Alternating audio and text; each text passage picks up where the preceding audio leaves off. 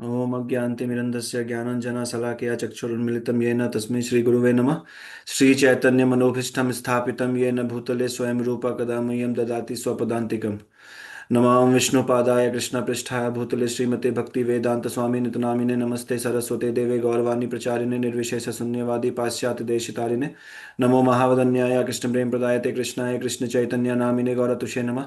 हे कृष्णा करुणा सिंधु दीनबंधु जगतपते गोपेश गोपिका कांता श्री राधा कांता नमस्तुते तप्त कांचन गौरांगी राधे वृंदावनेश्वरी वृषभानुसुते देवी प्रणमामि हरिप्रिय वाञ्छा कल्पतरुवैश्य कृपा सिंधु भैरव पतितानां पावनेभ्यो वैष्णवेभ्यो नमो नमः। जय श्री कृष्ण चैतन्य प्रभु नित्यानंद श्री अद्वैत गदाधर श्रीवासादि गौर भक्तवृंद। हरे कृष्ण कृष्ण कृष्ण हरे हरे, हरे राम राम राम हरे हरे। प्रणाम करते करते कीर्तन है, आप लोग सुनिएगा। जहां ले चलोगे वहीं मैं चलूंगा, ये राजेंद्र दास जी का सुनिएगा। देखिए कीर्तन सोनू निगम भी गाता है, लेकिन सोनू निगम के कीर्तन में और जब आप थोड़ा भक्ति में आगे बढ़ेंगे तो दोनों के कीर्तन में आप डिफरेंस तब समझेंगे कि सोनू निगम का कीर्तन बहुत लोग अपना हेलो ट्यून लगाए थे कि हरे महामंत्री था लेकिन फिल्मी स्टाइल में। तो दोनों का डिफरेंस समझ में आएगा जब धीरे धीरे आप जब आगे तो साधु को सुनेंगे, उनका भाव जानेंगे। क्योंकि परमात्मा हर के हृदय में बैठे हैं, तो वो कितना स्पष्टता तक आप तक पहुंचाएंगे, ये उनके हृदय के कितना मलिन है कितना साफ है इस पर डिपेंड करता है। तो इसलिए कभी कभी साधु का ही, मतलब कभी नहीं, हमेशा साधु का ही सुनना चाहिए। आज हम लोग श्लोक लेंगे दूसरे अध्याय का 17वां श्लोक, 17th। अभी तक हम लोग रिवीजन भी कर लिए हैं 15 तक, सिर्फ 16 हम थोड़ा बता देते हैं तो फिर आगे बढ़ेंगे। 16 में जो हमारा श्लोक था, 16 श्लोक, उसमें श्लोक था नास्तो विद्यते भावो ना भावो विद्यते सतः उभयोर अपि दृष्टो अंत तु अन्यो तत्वदर्शी भी। तो इसमें दो तरह का चीज बताया गया था, सत और असत वस्तु के बारे में। सत और असत वस्तु के बारे में कोर में अगर आप जाएंगे तो शंकराचार्य जी का ये, आप अगर फिलॉसफी पढ़ेंगे, आपका एक तत्वबोध करके आता है, बहुत सारा है उसमें, हम पढ़े, आप लोगों को नहीं पढ़ना है, जरूरी नहीं तो आप लोग कंफ्यूज कर जाएंगे। तो उनका इसके बारे में बहुत विस्तृत फॉर्म में दिया गया, तो उस और हम उसको भी पढ़ें। और जब प्रभुपाद जी का पढ़े हैं तो उसको इतने आसान वर्ड्स में प्रभुपाद जी लिखे हैं। तो बस हम लोग को श्रद्धा रखना प्रभुपाद जी में, क्योंकि वो जो लिख रहे हैं वो बहुत, अभी हम आपको बताएंगे कैसे वहां से कैसे यहाँ रिलेट करेंगे हम आपको। तो आपको समझ में, आपको इस पे विश्वास बनेगा कि हाँ प्रभुपाद जी जो लिख रहे हैं वो ऑलरेडी ऑथेंटिक है, सब जगह से सार निचोड़ के जूस बना के दे दिए पीने के लिए, सारे फल का मिक्स्ड फ्रूट। तो इसमें था नास्त नास्ते विद्यते भावो ना भावो विद्यते सतः। तो दो पार्ट में बांटा बांटा गया, नास्ते विद्यते भावो, मतलब क्या बोले थे कि असत और सत। सत वस्तु, सत वस्तु हमेशा रहता है, और असत वस्तु तुरंत खत्म हो जाता है। तुरंत मतलब कि उस टाइम के साथ वो खत्म हो जाता है, हर काल में वो प्रेजेंट नहीं रहता है। जैसे सत और असत का एक डेफिनेशन और भी होता है कि सत जो हर काल में उपस्थित रहता है वो सत होता है, और असत जो किसी काल में नहीं रहेगा, वो आगे नहीं रहेगा, या पहले नहीं था वो अभी दिख रहा है, या अभी नहीं है आगे रहेगा, मतलब ऐसा वो, मतलब कंटिन्यूअस नहीं होता है। तो सत और असत का डेफिनेशन ये भी होता है। और जो जो इस डिफरेंस को समझता है उसको तत्वदर्शी कहते हैं। विवेक, अगर आप पढ़ेंगे फिलॉसफी तो विवेक किसको कहते हैं, तो जो सत और असत वस्तु के डिफरेंस को समझता हो, जो शरीर और आत्मा के भेद को समझता होगा, उसको तत्वदर्शी, उसको उसको विवेकशील व्यक्ति कहते हैं।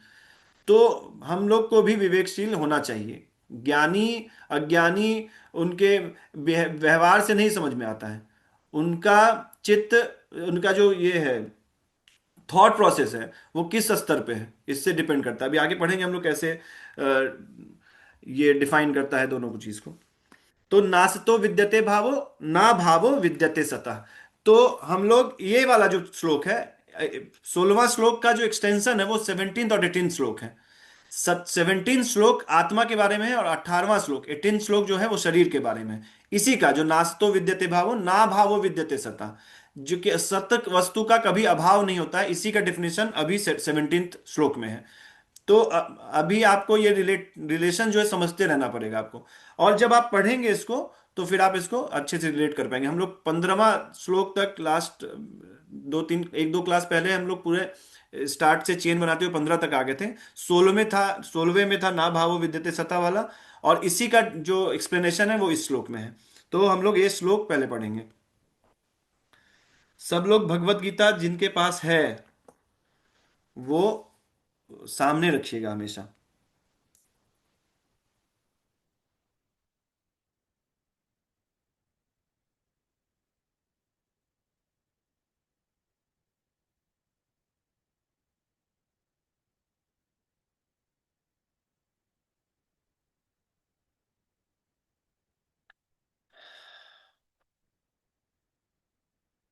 दिख रहा है श्लोक? तो ये श्लोक है। इसमें क्या है? अविनाशी तु तद्विद्धि येन सर्वम् इदं ततम्, विनाशम अव्ययस्य अस्य, विनाशम अव्ययस्य अस्य न कश्चित् कर्तुम् अर्हति। अविनाशी तू तद तद विद्धि, मतलब तत् और विद्धि को मिलके तत् तद विद्धि हुआ है। तो हम लोग जब पढ़ते हैं तो उसको तद विद्धि ही पढ़ते हैं, लेकिन उसका जब संधि विच्छेद करेंगे तो वो होता है तत् विद्धि। तो अविनाशी तू तद विद्धि येन सर्वम इदम ततम, विनाशम एक वर्ड है, अव्ययस्य ये दूसरा वर्ड है, अस्य ये तीसरा वर्ड है। तो विनाशम अव्ययस्य अस्य न कश्चित कर्तुम अर्हति, न कश्चित कर्तुम अर्हति। तो कैसे है? अविनाशी तु तद्विद्धि येन सर्वम् इदं ततं, विनाशम् अव्ययस्य अस्य न कश्चित् कर्तुम् अर्हति। जो सारे शरीर में व्याप्त है उसे ही तुम अविनाशी समझो। सारे शरीर में क्या व्याप्त है? आत्मा, उसको तुम अविनाशी समझो। उस अव्यय आत्मा को नष्ट करने में कोई भी समर्थ नहीं है। अच्छा, किसको किसको हम दिख रहे हैं अभी? वीडियो आ रहा है क्लियर? हम दिख रहे हैं आप लोग को? हाँ बिल्कुल क्लियर दिख रहा है। कैसे दिख पा रहे हैं? हम तो आत्मा है। अभी तो बहुत क्लियर आप दिख रहे हैं क्योंकि आप सभी शरीर रूप में भी हैं। आत्मा का तो आत्मा, हाँ ठीक है, शरीर में है इसलिए दिख रहे हैं, लेकिन है तो आत्मा ना, तो दिख तो नहीं रहे हैं। हाँ शरीर, अभी शरीर में आत्मा है तो उसके क्रियाओं को, मतलब जैसे अब आप जब संबंध पढ़ेंगे, स्थूल शरीर, ये हमारा स्थूल शरीर है, लेकिन ओरिजिनल फॉर्म जो है वो आत्मा होता है। तो हम लोग जो शास्त्र भी पढ़ते हैं उसको इसी अपने आप को, मतलब उस बेस पे समझते हैं, उस बेस पे ले जाके तब समझते हैं इस चीज को। नहीं तो आप इसको समझना आपके लिए कठिन हो जाएगा कि कैसे ये है, आज भी है, पहले भी, कंफ्यूजन में। समझ रहे बात को?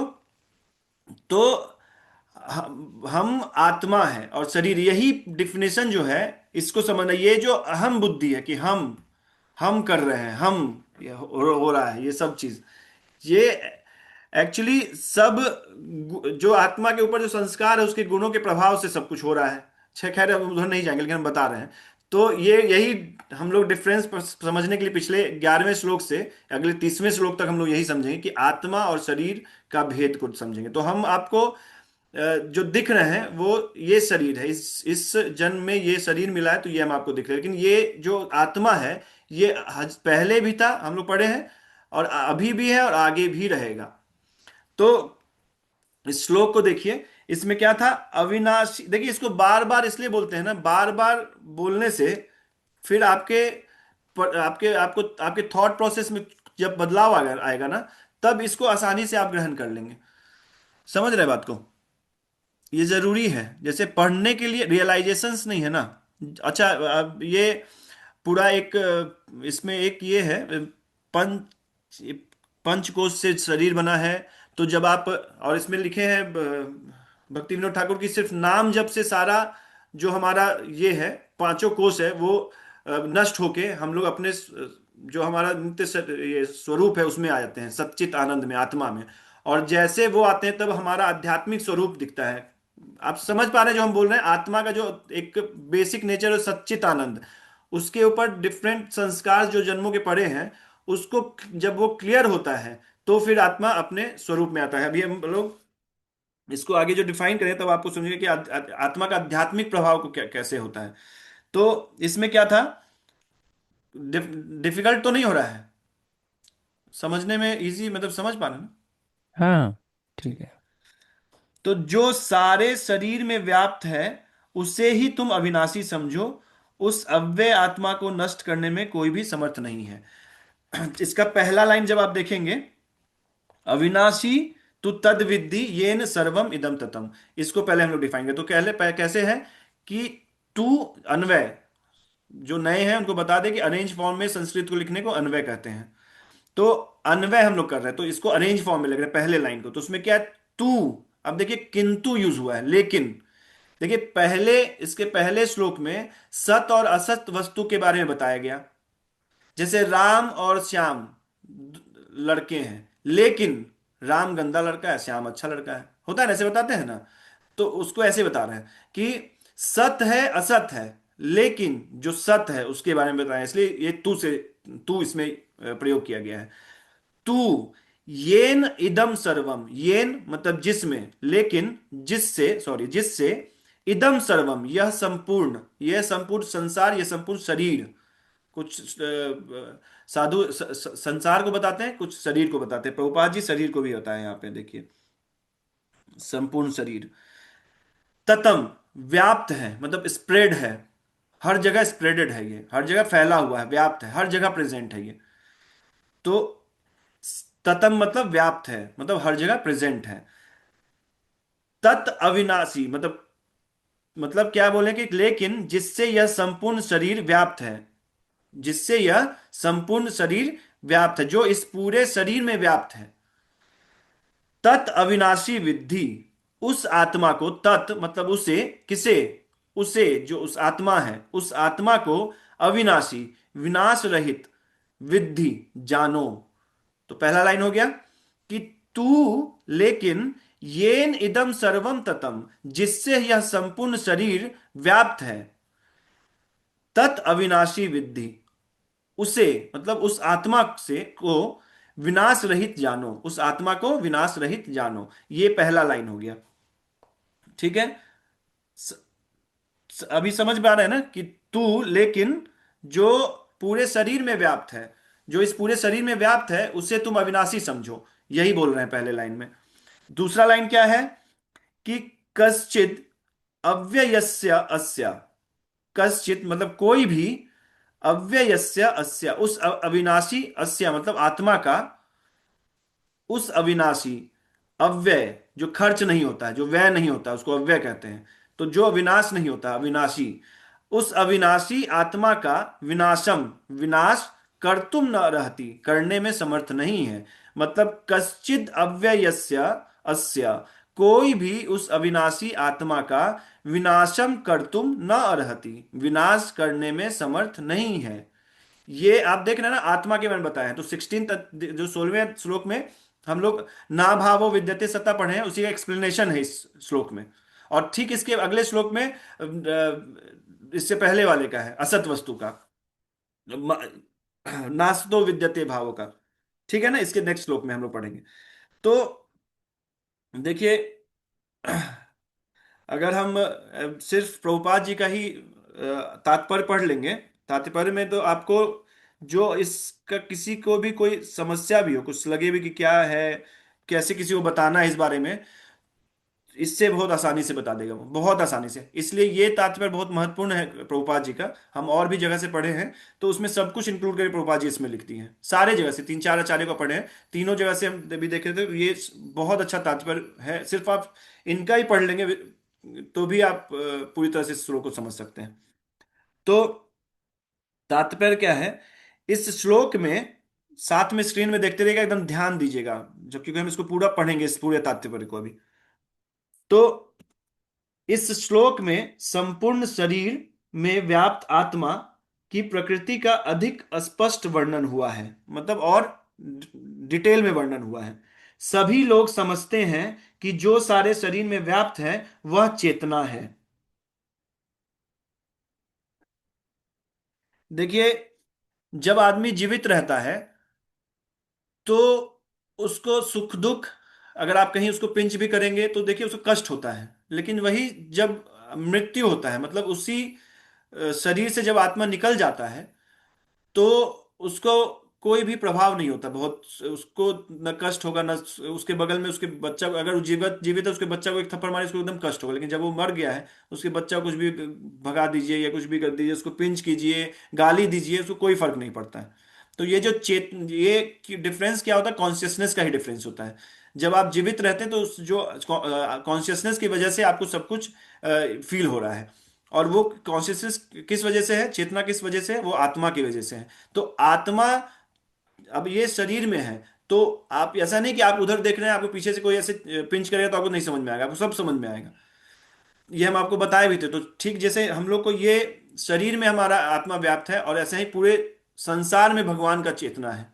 तो हर एक जगह से भी अगर आप कोई भी कार्य कर रहे हैं ना, वो एज इट इज नोटेड हो रहा है भगवान के पास, एज इट इज, मतलब वो कहीं ना कहीं आपका हिसाब किताब चल रहा है। इसको मतलब बहुत इजी लैंग्वेज में आप समझिए कि जैसे हमारा, अभी आप सोच रहे हैं बात, बेड के नीचे छुप के कुछ करेंगे या किसी रूम बंद करके करेंगे, तो फिर वही बात है ना, अगर आपको हम नहीं देख रहे हैं लेकिन आप मेरा अगर पीछे से ऐसे पिंच भी करेंगे तो भी हमको समझ में आएगा कि चेतना व्याप्त है हर जगह। तो ठीक वैसा ही समझना चाहिए कि संसार में भी चेतना भगवान का है, इन अ लेम लैंग्वेज। तो सारे शरीर में व्याप्त है वह चेतना है। प्रत्येक व्यक्ति को शरीर में किसी अंश या पूरे भाग में सुख दुख का अनुभव होता है, किंतु चेतना की यह व्याप्ति किसी के शरीर तक ही सीमित रहती है। ऐसा नहीं है कि आपको कोई पिंच करे तो हमको कष्ट होगा, क्योंकि ये चेतना लिमिटेड है इस शरीर तक। तो प्रत्येक व्यक्ति को प्रत्येक व्यक्ति को शरीर में किसी अंश या पूरे भाग में सुख दुख का अनुभव होता है। कल एक एक मेरा फ्रेंड है, तो उसका कल क्वेश्चन था कि भाई, हम बोले कि क्यों नहीं तुम क्लास कर रहे हो, क्या तुम्हारा क्या प्रॉब्लम। बोला कि सर, हमको लग रहा है ना, मेरे पास 500 करोड़ रुपया रहेगा तो उसके बाद हम पूरा निश्चिंत हो जाएंगे। तो हम उसको तब ऐसे ही लास्ट में बोला कि हम तो लास्ट में उसको जब लगभग 45 मिनट बात हुआ, उसके लास्ट में वो बताया कि हम मनुष्य नहीं, हम सही में अभी भी जानवर हैं, हमको कम से कम मनुष्य बन जाना चाहिए। तो एटलीस्ट इस चीज को समझना। देखिए देखिए ये जो श्लोक है ना, इससे पहले सारा श्लोक थ्योरेटिकल हो सकता है, लेकिन ये जो श्लोक है ये प्रैक्टिकली आप इसको अनुभूति कर सकते हैं, इसको अनुभव कर सकते हैं कि हाँ कुछ है, देयर इज सम डिफरेंस। कोई कौन कर सकता है? जो सतोगुण में है, जो सात्विक है, थोड़े बैठ के उसका विचार भी आ रहा है कुछ कि संसार में चल क्या रहा है। बहुत को तो पता ही नहीं संसार में चल क्या रहा है, बस जिधर सब बह रहा है उधर भी बह रहा है वो, उसको पता ही नहीं कर हो क्या रहा है। और ऐसे ही करते करते लास्ट में जब 70 साल 60 साल 65 साल के रिटायर्ड होकर बैठेगा तब समझ में हो क्या रहा है, तब तक तो बुद्धि काम ही करना बंद हो जाता है। तो कोई अगर ये बोलता है कि भक्ति 60 साल से स्टार्ट करके हम पूरा जीवन को अच्छा कर लेंगे, तो आप देख लीजिए अपने आसपास के बूढ़े को बैठ के थोड़ा एनालाइज कर लीजिए। तो वो लोग शायद अभी भक्ति ही कर रहे होंगे, 60 साल के होने के बाद अचानक से स्टार्ट कर दिए होंगे पूरे जीवन, है ना, ऐसा कर ही रहे होंगे आपके आसपास जितने भी 60 साल से ऊपर हैं। हम तो यहाँ लड़की का बात करते सुने थे बूढ़ा लोग को। अब आप लोग तो, आप लोग के उधर होता होगा है विकास है, अहमदाबाद गुजरात में मोदी जी का सरकार उधर ज्यादा होता होगा है। यहाँ तो नहीं चल रहा है योगी की सरकार में।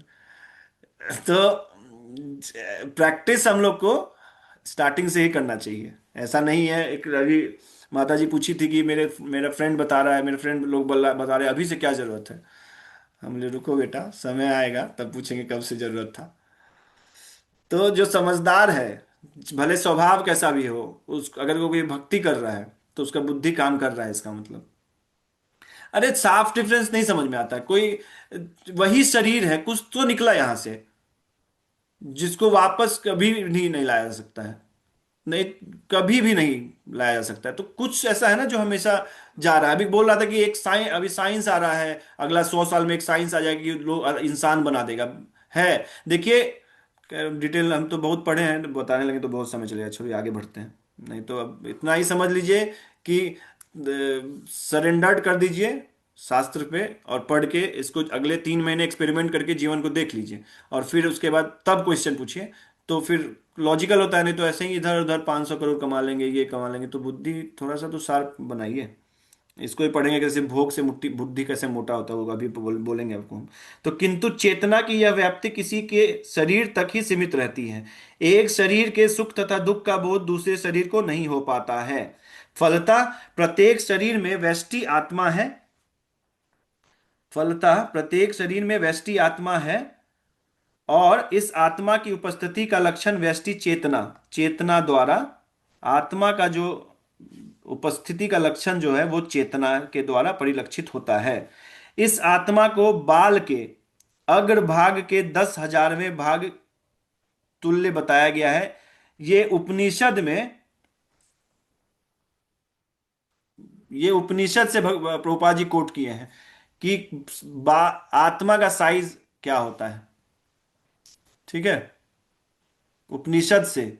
इसका गंभीरता बहुत लोग अभी नहीं समझे, क्यों हम बोल रहे हैं।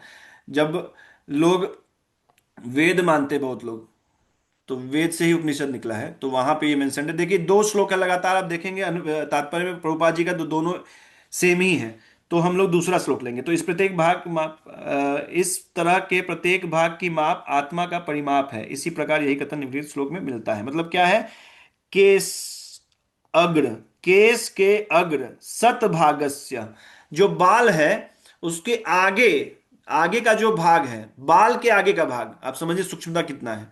बाल के आगे का सतभागस्य मतलब 100 भाग, मतलब एक बाल का आगे लेंगे इसका 100 भाग, शत अंश उसका 100वां अंश, मतलब एक बाल के 10,000वां भाग जब करेंगे, एक बाल के अग्र का, आगे का, ये साइज है आत्मा का।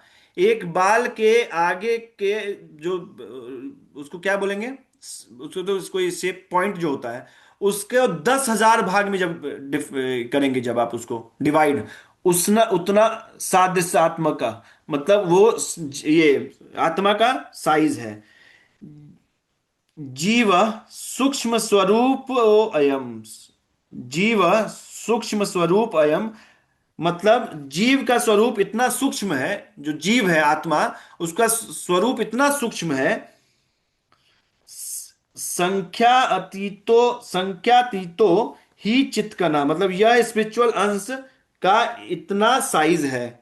कितना सूक्ष्म है, इतना साइज है, कितना, एक भाग का 10,000, ये उपनिषद में मेंशन है कि हम जो आत्मा का बात कर रहे हैं उसका साइज क्या है। एक बाल के आगे के हिस्से को अगर आप 10,000 भाग डिवाइड करेंगे, तो जाके वो आत्मा का साइज है। ये होता है आत्मा का साइज। फिर क्या बोलते हैं, आत्मा के परमाणुओं के अनंत कण हैं, जो माप में बाल के अगले भाग नोक के 10,000वें भाग के बराबर है। आत्मा का साइज भी दिया है। आदमी, बहुत लोग ये मानने के लिए तैयार नहीं, आत्मा नहीं है, यहाँ साइज भी दिया हुआ है। इस प्रकार आत्मा का प्रत्येक कण भौतिक परमाणुओं से भी छोटा है, और ऐसे असंख्य कण हैं। यह अत्यंत लघु आत्म स्फुलिंग भौतिक शरीर का मूल आधार है, और इस आत्म स्फुलिंग का प्रभाव सारे शरीर में उसी तरह व्याप्त है जिस प्रकार किसी औषधि का प्रभाव व्याप्त रहता है। इसको एक राम सुखदास जी भी किए हैं, और एक हमारे इस्कॉन से है वो क्रतु महाराज जी हैं, उनका भी किताब पढ़ रहे थे, उसमें भी लिखा है कि जैसे कोई सोना का कोई गहना है, तो जैसे उस गहने में जैसे सोना व्याप्त है एज इट इज, वैसा आत्मा व्याप्त है शरीर में। जैसे लोहे के किसी भी औजार में लोहा व्याप्त है, समझ पा रहे हैं? मतलब इतना ये हो जाता है गहरा, ये कि जैसे आत्मा इतना ऐसे व्याप्त है, जैसे लगेगा पूरा शरीर ही आत्मा का बना है, इतना समझ रहे हैं? सोना का जो ज्वेलरी जो भी होता है, उसमें जैसे सोना व्याप्त है, वैसे शरीर में आत्मा व्याप्त है। ये बता रहे थे, पढ़े थे उसको। तो औषधि का प्रभाव व्याप्त हो, जैसे खाते हैं या कुछ भी टेबलेट खाते हैं, वो पूरे शरीर में जहाँ खून के माध्यम से पहुंच जाता है, पूरा व्याप्त हो जाता है जहां जहां ठीक करना है वो। आत्मा की यह धारा, विद्युत धारा, सारे शरीर में चेतना के रूप में अनुभव की जाती है, और यही आत्मा के अस्तित्व का प्रमाण है। ठीक है। सामान्य से सामान्य व्यक्ति भी समझ सकता है कि यह भौतिक शरीर चेतना रहित होने पर मृतक हो जाता है, और शरीर में इस चेतना को किसी भी भौतिक उपचार से वापस नहीं लाया जा सकता। अतः यह चेतना भौतिक संयोग के फल स्वरूप नहीं है, अपितु आत्मा के कारण है। भौतिक संयोग, अभी एक एक्सपेरिमेंट हुआ है कि डीएनए क्रिएट किया है एक साइंटिस्ट, अभी हम पढ़ रहे थे रिसेंटली। देखिए, पढ़ा कीजिए आप। अगर आप, हम तो सेल्फ हेल्प बुक से स्टार्ट किए थे, अगर आप पढ़ेंगे भी ना, लास्ट में यही पहुंचेंगे।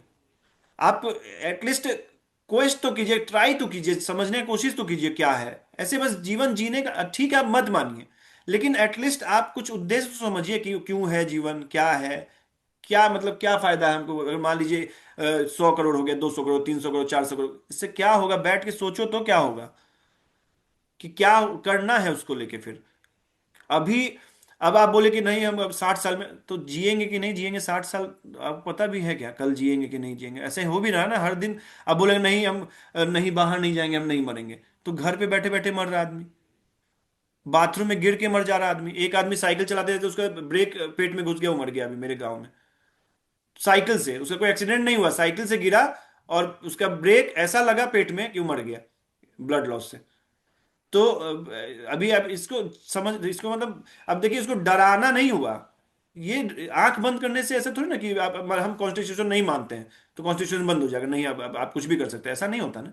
जैसे समझना पड़ेगा ना कि ठीक है नहीं जानते, एक बुक लेंगे कॉन्स्टिट्यूशन में पढ़ेंगे आखिर क्या है, ठीक है ये सब नहीं करेंगे, अच्छा ये तो गलत है, ऐसे थोड़ा जो होता है ना, आदमी एक्सपेरिमेंट करता है, समझने की कोशिश करता है।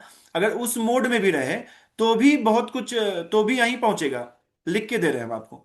जहां आप आप बहुत बड़े बड़े साइंटिस्ट का भी स्टेटमेंट देखिएगा, लास्ट में एटलीस्ट बोला है, नहीं गॉड को माना है ऐसे फॉर्म में, लेकिन वो माना है कि there is some energy, there is something, there is, ऐसे करके सब बहुत अच्छे अच्छे साइंटिस्ट बताए हैं। आप कोट के आप गूगल कीजिएगा, उसमें देखिएगा क्या क्या लिखा है। बहुत लोग नहीं मानते हैं, लेकिन बहुत अच्छे अच्छे साइंटिस्ट इसको लिखे हैं, है ना। स्टीफन हॉकिंस का भी स्टेटमेंट है कि दूसरे ग्रह है उसमें कनेक्ट करने की कोशिश मत करो, नहीं तो ये तबाह हो जाएगा, ऐसे कुछ कुछ स्टेटमेंट वो भी दिए थे। हम तो बहुत बहुत रिसर्च करते थे इसमें, आप लोग भी किया कीजिए, तब आप समझेंगे कि जो ये सब बस ऐसा नहीं कि बिग बैंग फटा और ये लॉजिकल लग रहा है। बिग बैंग फटा, एक ऐसे जीव हुआ अपने से, उसमें आत्मा बन गया, ऐसे मतलब उसमें कॉन्शियसनेस आ गया, ये कॉन्शियसनेस नहीं मानता है साइंस। कॉन्शियसनेस नहीं मानता साइंस कि चेतना होती भी है। अच्छा, ये अभी इसमें आगे पढ़ेंगे, ये मानता है कि हार्ट से पंप होता है सारा ब्लड, और हंट से, और ये हमारे शास्त्रों में लिखा है कि जो आत्मा है हृदय देश में बसता है, और उससे ही वो एनर्जी लेता है, आत्मा ही वो मतलब वो है, ड्राइवर है। जो निकलता है तो वो पंप रुक जाता है। अगर हर्ट ही है तो हर्ट तो रहता ही है, तो मरेगा ही नहीं कभी आदमी, सिर्फ हर्ट ही। कुछ तो है जो उसके अलावा है, जो हर्ट खत्म हो जाता है जब मरने पे, क्या समझ रहे हैं? सिर्फ ऐसा थोड़ी ना कि एज के बाद ही मर रहा है आदमी, कभी भी कुछ भी हो रहा है। 32-32 साल को हार्ट अटैक आ रहा है। तो हम ये नहीं बोले, जो हम बोले आप मान लीजिए, लेकिन एटलीस्ट रिसर्च तो कीजिए, कोशिश तो कीजिए कि आखिर क्या है। आखिर सही सोचिए, इसके लिए सतोगुण में रहना पड़ेगा, तभी आपका दिमाग चलेगा। प्रकाशकम अनामयम, बार बार हम इसलिए बोलते हैं कि जब तक सतोगुण में नहीं आएंगे तब तक ये थॉट प्रोसेस भी नहीं बनेगा आपको। इसलिए प्रभुपाद जी 4 चीज बताए हैं कि नशा नहीं करना चाहिए। जो आदमी नशे में है हमेशा, उसको कभी विचार आ ही नहीं सकता, क्योंकि उसका बस भागे जा रहा है, बस उसको सुबह होगा शाम होगा, रात होगा सुबह होगा शाम। अब देखिए बहुत लोग ऐसे ही हैं जो रजोगुण में हैं, या नशा नहीं भी कर रहे हैं, सिर्फ पैसा कमाने में लगे हुए हैं। आप देखिए उसका सुबह होगा शाम होगा, उसको कुछ समझ में नहीं आ जीवन में क्या चल रहा है। और आप पढ़िए ना, हम ये भी पढ़े हैं, monk who sold his Ferrari, पढ़िए, उसमें भी है।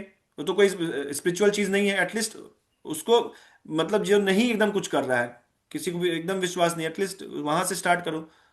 हम कभी रिकमेंड नहीं करते हैं, पढ़ना भगवत गीता चाहिए, करोड़ों among who sold his Ferrari, एक एक श्लोक में दो दो among who sold his Ferrari, ऐसा ये आ जाएगा उसमें, एक एक तात्पर्य में किसी साधु के, अगर आप पढ़ लीजिएगा तो। लेकिन क्या है कि लोग को आस्था ही नहीं आ रहा, लोग को विश्वास ही नहीं, श्रद्धा है ना, आपको बताया था ना लास्ट क्लास में, श्रद्धा पहला स्टेप होता है। श्रद्धा लाने के ही स्थिति में कोई नहीं है। एटलीस्ट ये बिना मन के भी श्रद्धा ले आए कि ठीक है हम देखते हैं क्या होता है, वो वापस कभी जा ही नहीं सकता, क्योंकि उसको पता है कि इसके बाद और कुछ उसको सेटिस्फाई ही नहीं कर पाएगा, हमको पता है ये चीज। समझ रहे? तो एटलीस्ट श्रद्धा के स्टेज पे हमको समझना चाहिए कि भाई हाँ देयर इज समथिंग जिसको हम लोग को जानना चाहिए, या कोशिश करते हैं जानने का। मान लो नहीं भी हो तो लॉस क्या है? नशा नहीं भी किए तो लॉस क्या है? इस जीवन में मान लीजिए नशा नहीं भी किए, और आप सोच रहे हैं कि अगले जीवन है ही नहीं, तो फिर अच्छा है ना, इस जीवन में स्वस्थ रहेंगे और भोग भोगेंगे और घूमेंगे फिरेंगे। नशा नहीं करना चाहिए, व्यभिचार नहीं करना चाहिए, मांस नहीं खाना चाहिए, गलत तरीके से धन नहीं कमाना चाहिए, अर्जित करना चाहिए। ये चार चीज एटलीस्ट अपने जीवन में लाना चाहिए, और इसको बनाए रखने के लिए, ये पाप रोकने के बाद जो पाप है उसको प्यूरिफाई करने के लिए हमको नाम जप करना चाहिए। तो ये पांच चीज हम लोगों को अपने जीवन में आज से इसी समय से ले आना चाहिए। और इसके साथ साथ जो हम लोग एकादशी करते हैं वो इस चीज को स्ट्रांग बनाता है। तो एकादशी करना चाहिए, अच्छे अच्छे लोगों का संग करना चाहिए, धाम वास करना चाहिए। करना क्या, सेम चीज है, बस उसको प्यूरिफाइड फॉर्म में करना है। हम लोग दोस्त से मिलते हैं, आप लोग दोस्त से मिलते हैं, नशा जो करता है या फालतू जो लड़कियों की बात करता है, हम भक्त से मिलते हैं। और मेरे यहाँ अभी भी दो भक्त आए हुए हैं, आपके यहाँ तो आते भी नहीं होंगे, महीने महीनों हो जाता है एक दो आदमी नहीं आता होगा। मेरे यहाँ हर सप्ताह दो चार आदमी आते हैं, बैठ के भगवान का बात करते हैं, जा साथ में सुबह जप किए हैं, आरती किए हैं, सुबह 1:30-2 बजे से हम लोग जगे हैं। तो अभी देखिए कि सिर्फ ये थोड़ा सा सतोगुण में आने से अपने दिमाग काम करने लगता है। अभी दिमाग काम करेगा नहीं ना, तो लिखा है शास्त्र में कि जब तक आप तमोगुण में है तब तो बुद्धि ही नाश हो जाता है, और रजोगुण में आप आसक्त रहते हैं। आसक्त व्यक्ति का कोई ये नहीं होता, कैपेबिलिटी नहीं होता कुछ भी लेने का, ये संकल्प संकल्प नहीं बनता है उसका। जो आसक्त है भोग में, उसको संकल्प नहीं बन सकता, वो चाह के भी जप नहीं कर सकता जब तक उसको ये नहीं समझ में आए कि हाँ यहाँ सुख नहीं है, यहाँ इस यही लास्ट डेस्टिनी नहीं है, यही कुछ हमारा, तभी वो अध्यात्म की तरफ मुड़ता है। आप भोग के लिए कितना भी पढ़ लीजिए भगवत गीता, आपको समझ में नहीं आएगा। आप इसको खुले दिमाग से, इसमें भगवत गीता में लिखा है पहले श्लोक में ही, प्रभुपाद जी लिखे हैं कि बिना किसी स्वार्थ रहित ये हमको अध्ययन करना चाहिए। स्वार्थ नहीं होना चाहिए कि ये जानना है, ये मिलेगा, ये अरे मिल जाएगा सब कुछ, विश्वास रखिए, सब कुछ मिल जाएगा। लेकिन एटलीस्ट आप बिना स्वार्थ के इसको पढ़िए, आपको समझ में आने लगेगा कि क्या है और सच्चाई, और भी क्या है और कुछ जानना, फिर अपने आप दौड़ेंगे भागेंगे जानने के लिए, और सुख में रहेंगे हमेशा हमेशा शांत। जो लोग अभी बोल रहे हैं हमको बस शांति चाहिए, हमको बहुत हाई स्टैंडर्ड का भक्ति नहीं करना, वो शांति चाहिए। हमको बहुत नाम जप से हमको फिलॉसफी नहीं पढ़ना है अरे फिलॉसफी नहीं है ये, इसमें फिलॉसफी क्या है? ये इंसान बनाने के लिए प्रभुपाद जी लिखे। अरे फिलॉसफी तो पढ़ेंगे तो आप तो दिमाग ही आपका संट कर जाएगा, आप समझ ही नहीं पाएंगे क्या बोल क्या है ये। जब बोलेंगे कि प्रेजेंट पास्ट फ्यूचर, ये टाइम का ये है, और ये यही इसी ब्रह्मांड में है, वहां कोई प्रेजेंट कोई फ्यूचर कोई पास्ट है ही नहीं, सिर्फ प्रेजेंट, आप समझ पाएंगे चीज को? बोलेंगे नहीं। आत्मा अंश भी है और नहीं भी है। फिलॉसफी ये होता है, हम तो यहाँ आपको बता रहे हैं कि एटलीस्ट आपको उत्सुक रहना चाहिए जानने के लिए इस संसार का क्या ये है, या क्यों हमको दुख हो रहा है, क्यों सुख हो रहा है, क्यों जो अच्छा कर रहा है उसको खराब हो रहा है, जो खराब कर रहा है उसको अच्छा हो रहा है। ये क्वेश्चंस क्यों नहीं आता किसी के मन में? क्यों ऐसे ही बस जीवन जीना है? अरे और इसमें करना क्या, जो आप कर रहे हैं करना, बस प्यूरिफाई वे में आपको तो आपके थॉट्स को प्यूरिफाई करना है, इच्छा को प्यूरिफाई करना है बस। हमेशा सोचते हैं चिंतन करते हैं नशा का, अभी चिंतन करना है भगवत गीता का, या कहीं भगवान उस मंदिर चलते, खाना भी है तो हम लोग नहीं खाते हैं, हम लोग तो खूब पार्टी करते हैं। लेकिन आप लोग खाते होंगे वो जो बिना बाथरूम करके बिना हाथ धोए जो गोलगप्पा खिलाता है उसका, हम खाते हैं भोग लगा के। बहुत लोग को गोलगप्पा बहुत पसंद होता है, क्या क्या तो आप, हम देखे हैं मुजफ्फरपुर में, हम थे एक जगह हम देखे हैं, बाथरूम करके हाथ नहीं धोता था, और आया और पानी से ऐसे हाथ धोया, और वहां एक रखा था, हम अपने आंख से देखे, हम झूठ नहीं बोल रहे हैं, कसम से बोल रहे हैं हम, विश्वास कर लीजिए कि वो निकला, और मिट्टी या किसी से ऐसे करके हाथ ऐसे धोया, और तुरंत ठेला लेकिन चल दिया वो। हम वहीं पे हम ऑर्डर देने गए थे, एक शादी था तो कुछ ऑर्डर देने गए, हम देखते रह गए। तो इसके लिए कॉमन सेंस जरूरी, ये क्या फिलॉसफी है, ये कॉमन सेंस है कि किसी भी चेतना के व्यक्ति से नहीं खाना चाहिए। वो किस किस स्तर से क्या क्या सोचता है। अब हम लोग को देखिए, माँ का बनाया हुआ रोटी भुजिया भी अच्छा लगता है, सिंपल चीज भी, क्योंकि उनका चेतना सिर्फ इसमें रहता है कि हमारा सेवा हो, कि खा ले, कुछ अच्छा बनाए, कुछ होता नहीं है। ऐसे बिना मन के बनाइए आप किसी दिन खाना, आपको साफ साफ पता चल जाएगा, हमको तो साफ पता चलता है। तो ये सब क्वेश्चंस आना चाहिए आपके जीवन में भी। मेरे जीवन में आया है, तो हम कुछ कुछ कर रहे हैं। तो सिंपल है ना, कि इसमें बहुत सारा कुछ तो नहीं ना कि कोई फिलॉसफी पढ़ना है। अरे अच्छा इंसान बनना है, नहीं बनना है इसलिए सब भारी लगता है। जप नहीं करना है इसलिए एक नया दिन, आज आज रविवार है, शुभ दिन नहीं है। हम देखते हैं तो, एक थर्सडे को से नया काम स्टार्ट करें। एक भक्त अभी जुड़े हैं नए नए, वो बोल रहे हैं 5 तारीख से जब करना स्टार्ट करें, तब तक हम मांस और नशा सब करेंगे। तो अब हम उनको कैसे बताएं कि ये सब भी चीज है जीवन में, कि ऐसा कोई सही समय नहीं है, अभी दिमाग आया, अभी अंत काले चमावा, यही अंत समय होगा, आपको क्या पता है। तो अंत काले चमा में व स्मरण मुक्त्वा कलेवरम, तो स्मरण करते हुए शरीर त्यागी एटलीस्ट, इतना तो बुद्धि होना चाहिए। खैर, भाषण तो हम भी बहुत दे रहे हैं। एक जगह बोला कि सर आप बताइए आप कैसे करते हैं। तो कल जीएम सर थे मेरे, उनको बोला गया कोई कि सर कुछ कुछ बताए। वो बहुत स्पिरिचुअल आदमी है, वो नॉर्मल फिलोसफी नहीं बताए वहाँ पे। वो फिलोसफी अगर बताते तो लोग वहाँ सुन ही नहीं पाता, बाद में हमको बता रहे थे। तो वो बताया कि सर आप बताइए। हम ही पूछे कि सर हम तो जानते थे क्या क्या करते हैं, तो हम बोले सर आप बताइए, हम सोचे सबको बताएंगे। बोले नहीं, तो भाई हाईवे पे बोर्ड देखे हो। हम बोले हाँ। तो देखना, लिखेगा बाराबंकी 280 किलोमीटर, लखनऊ 400 किलोमीटर, ऐसे लिखेगा। तो वो सिर्फ बताता है, बोर्ड तो वही रहता है, बोर्ड कुछ नहीं करता है। तो हम लोग बोर्ड है, वैसे ही वैसे ही हम बोर्ड है आपके लिए। हम बता रहे ये करना है, हम खुद नहीं करते हैं। समझ रहे बात को। तो आपको बोर्ड नहीं बनना है, आपको यात्री बनना है, इसमें आगे बढ़ना है। क्या क्लास को रोक दिया जाए? समझ में आ रहा सबको?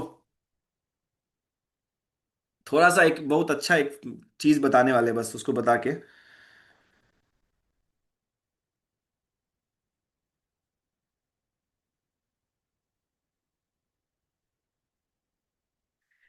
प्रभुपाद जी इसके आगे एक मुंडक उपनिषद का। ठीक है। ये देखिए मुंडक उपनिषद का एक 3:1:9, सूक्ष्म परिमाणविक आत्मा की ओर अधिक विवेचना हुई है। तो इसमें क्या बताए हैं, पढ़िए इसको, देखिए क्या लिखा है इसमें। एषः अनु आत्मा चेतः वेद तत्त्यो। ये जो अनु आत्मा, एषः अनु आत्मा, ये जो अनु आत्मा है, चेतः वेद तत्त्यो, इसको बुद्धि के द्वारा जाना जा सकता है। इसको साफ साफ देखा जा सकता है, ये मुंडक उपनिषद में लिखा है। ये जो अणुआत्मा है, इसको बुद्धि के द्वारा जाना जा सकता है। यस्मिन प्राण, यस्मिन प्राणा पच्चधा संविवेश।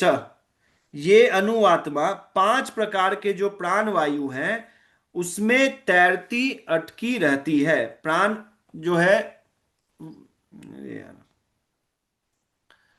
भाई साहब, अभी आके कुछ बहुत खास फायदा नहीं होगा। हम अटेंडेंस मार्क कर दे रहे हैं, स्टाइपेंड मिलने वाला।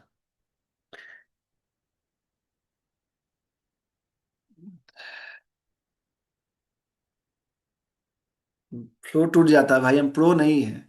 बहुत सोच समझ के बोलते हैं कि आप लोग कहीं गलत कुछ ना पकड़ लें।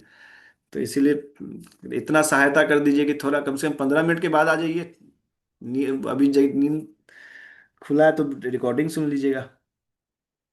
तो क्या लिखे है, ऐसा अनु आत्मा चेतः वेद तत्त्यो, ये जो अनु आत्मा है इसको बुद्धि के द्वारा जाना जा सकता है।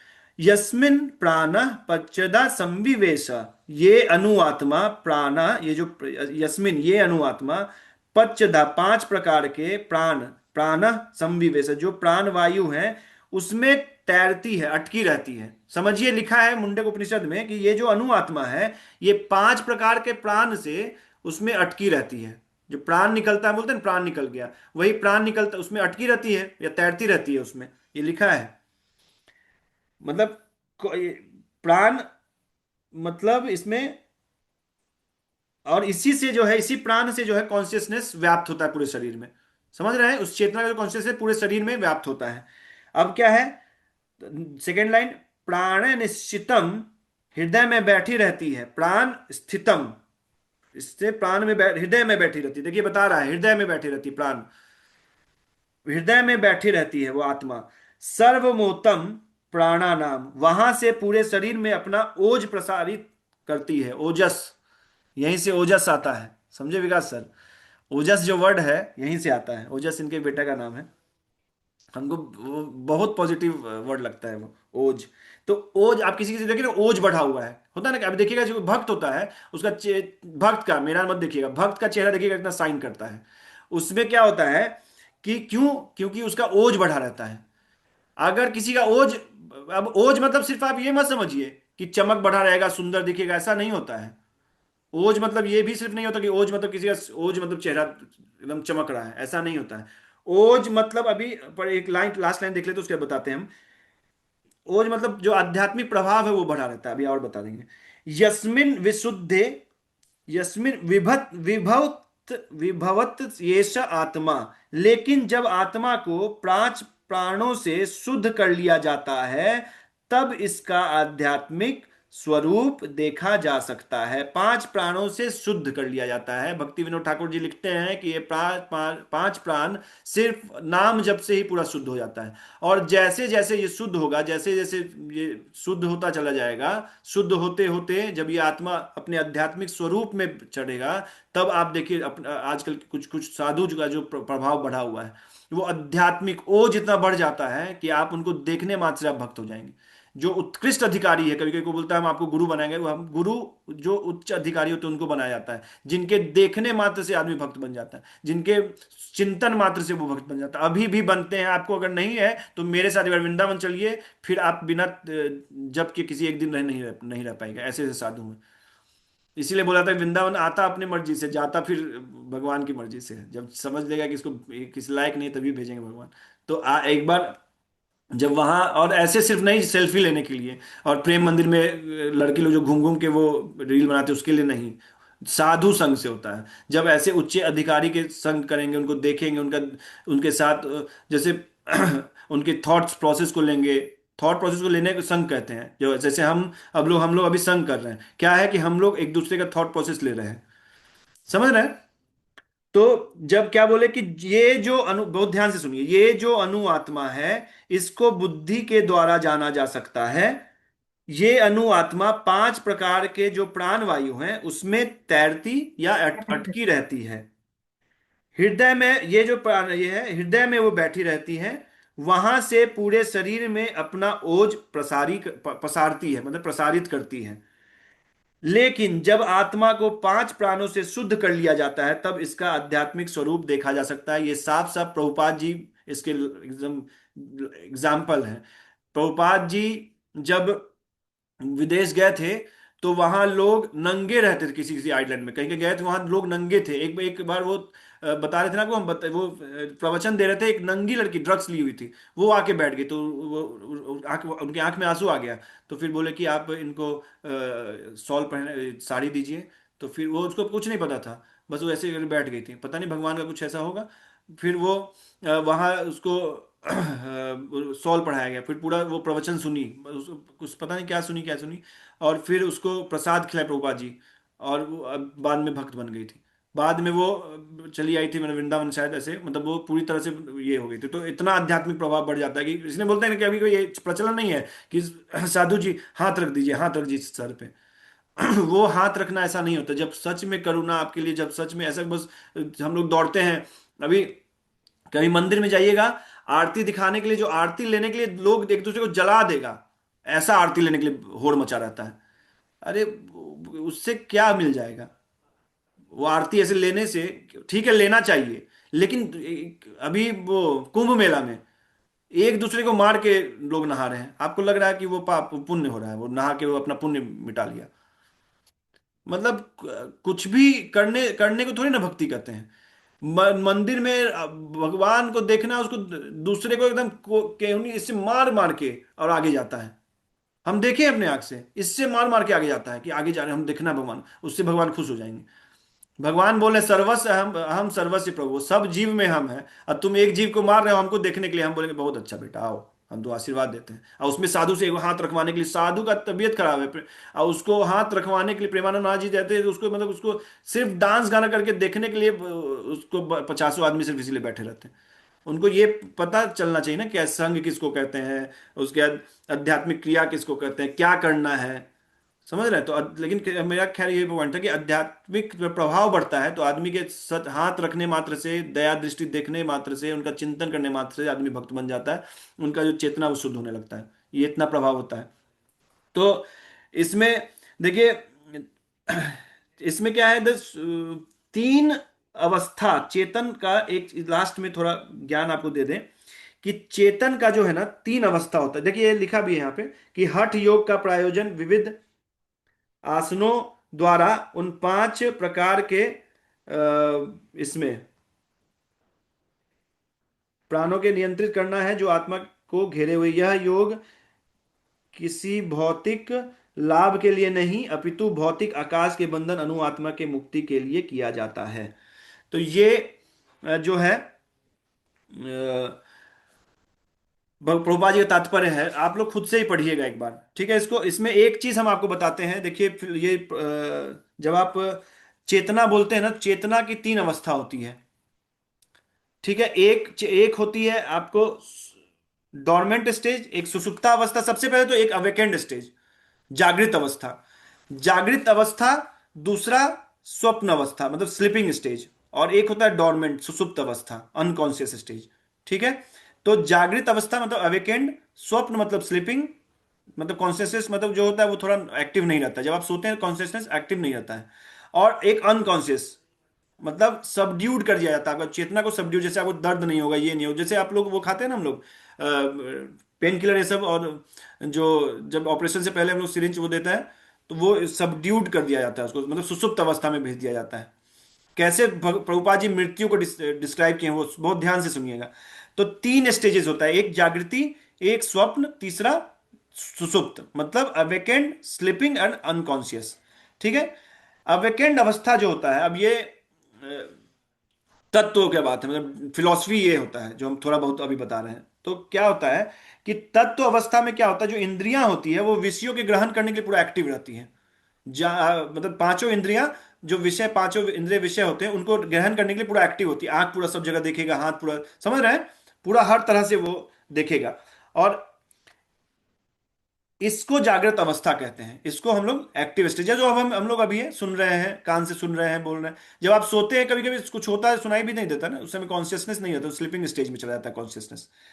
और दूसरा होता है स्वप्न अवस्था। इसमें क्या होता है कि जो जागृत अवस्था में जो वासना बनी, जो हम लोग का इंप्रेशन पड़ा है अपने इसमें, संस्कार जो पड़ा है, बहुत तरह तरह का चीज है, वही मिंगल्ड अप होके वो स्वप्न की अवस्था में आता है।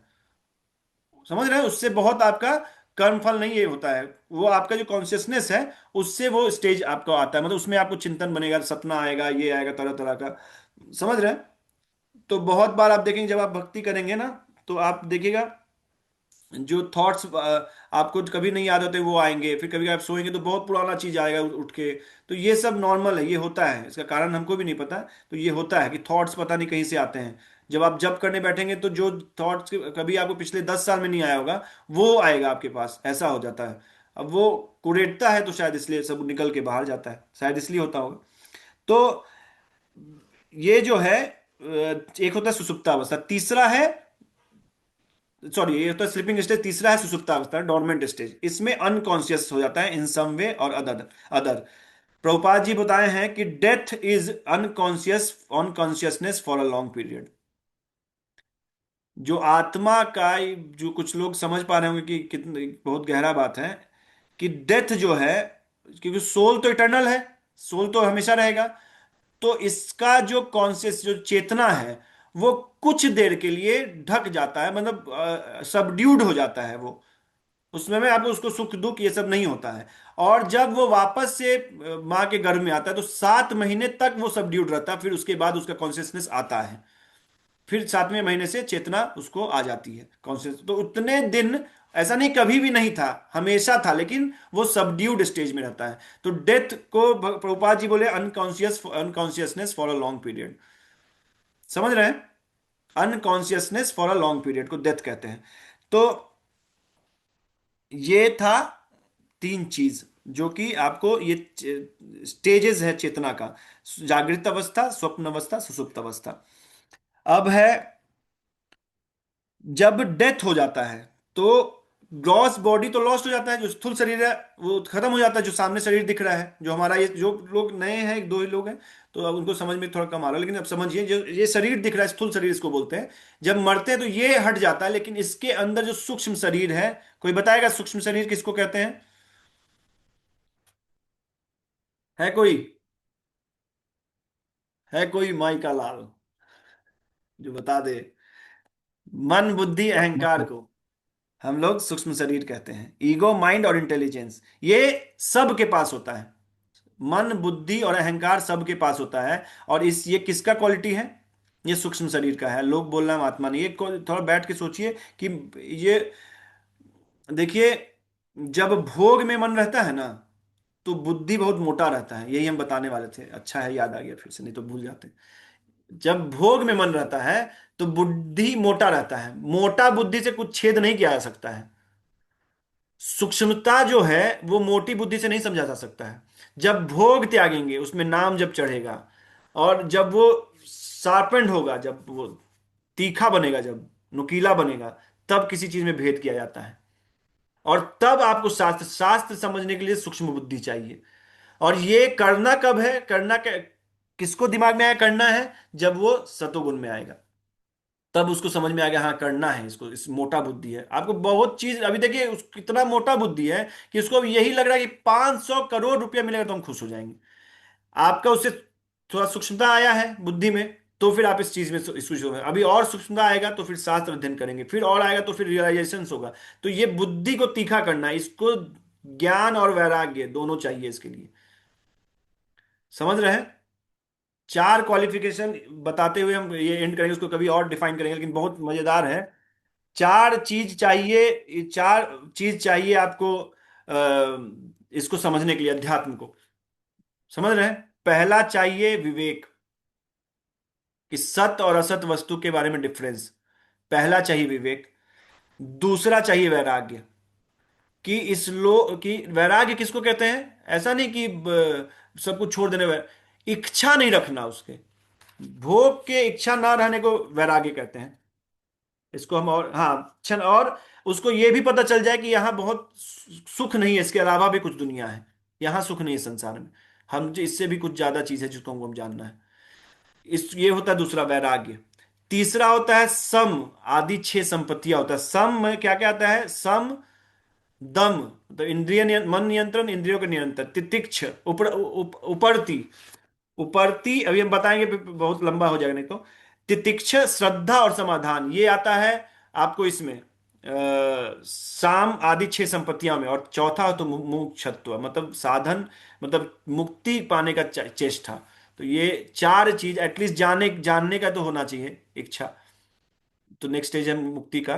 तो ये चार चीज, विवेक, वैराग्य और जो सम आदि, जो हम छह ये बताए हैं आपको, संपत्ति, और चौथा मुमुक्षत्व, मतलब मुक्ति पाने का इच्छा।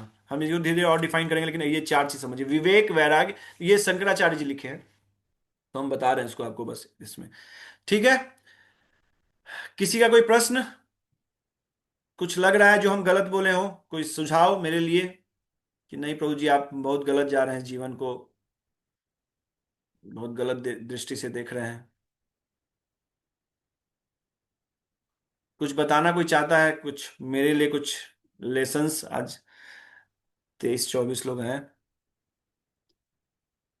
हम सही है मतलब? भक्ति, अन्याभिलाषिता शून्यम ज्ञान कर्म अनावृतम। अन्य किसी अभिलाषा से शून्य होकर भक्ति करना चाहिए, शुद्ध भक्ति इसी को कहते हैं। क्या समझा दीजिए? हाँ हाँ ठीक है, पांच होम सब। अभी हम इसलिए नहीं समझा रहे हैं कि कुछ लोग, बहुत लोग नए हैं, ये आता है हमको, हम आपको बता देंगे कभी अलग से। पांच प्राण के बारे में बता रही हैं वो। और कुछ मन और अभी इसको ये हम धीरे धीरे क्लास में हर दिन आप देखे होंगे, लास्ट में कुछ हम ऐसा बताते हैं जो इससे नहीं रहता है, तो वो इसमें आ जाएगा, अगले क्लास में यही बता देंगे हम। प्राण, तीन इससे प्राण से सूक्ष्म शरीर ढका हुआ है, दो ऐसा है, उसको बाद में पढ़ाएंगे। माला, ये तो ये हो रहा है फायर, कौन fire round, rapid fire round कर रहे हैं ये तो।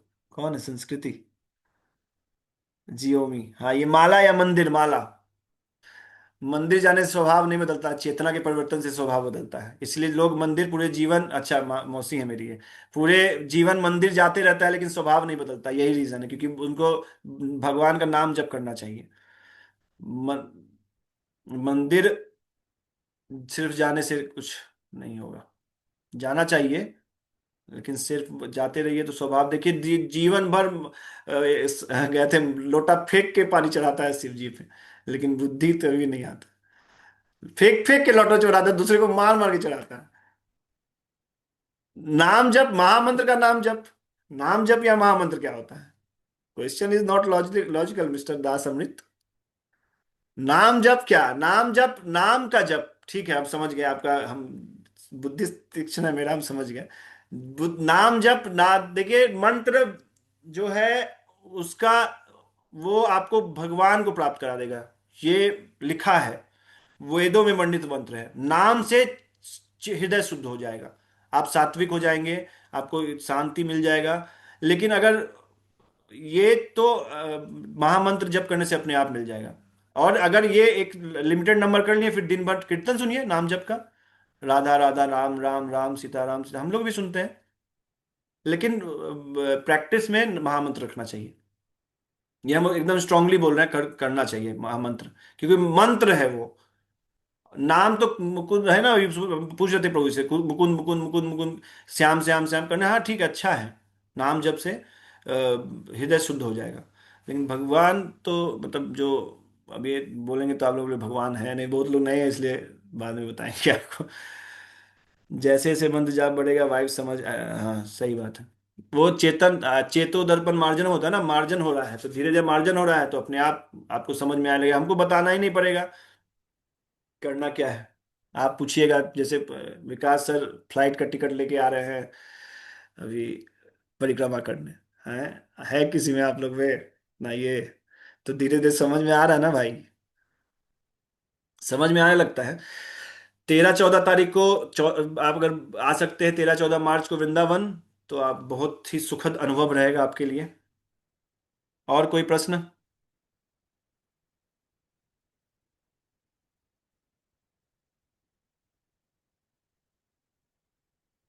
ठीक है, डॉक्टर साहब आ रहे हैं थोड़ी देर में आपके पास। मेरा एक सुझाव था। हाँ। वो जो आत्मा का विषय है ना, इसको और सारे कंटेंट को मिला दो, है ना, जैसे साइंटिस्ट ने क्या बोला है और बाकी लोग क्या बोलते हैं, और हम्म। अलग अलग जगह उसके बारे में क्या क्या इसके बारे में, मतलब एक डिटेल क्लास हो तो मुझे लगता है ज्यादा अच्छा समझ में आए। जैसे जो जो चीजें लिखी बहुत सूक्ष्म है, उसको समझना बहुत मुश्किल है। हम्म। अनुभव कर पाना तो मुझे लगता है एकदम ही कठिन काम है। देखिए पता है, हम अभी बता रहे थे ना, जैसे क्या होता है सर, सूक्ष्मता जो है और समझ में नहीं आ रहा है क्योंकि बुद्धि भोग में लगा है। देखिए ये है सिंपल, इसमें सिंपल, इसमें है नहीं सिंपल, बताइए कि पैसा से सुख नहीं मिलता है।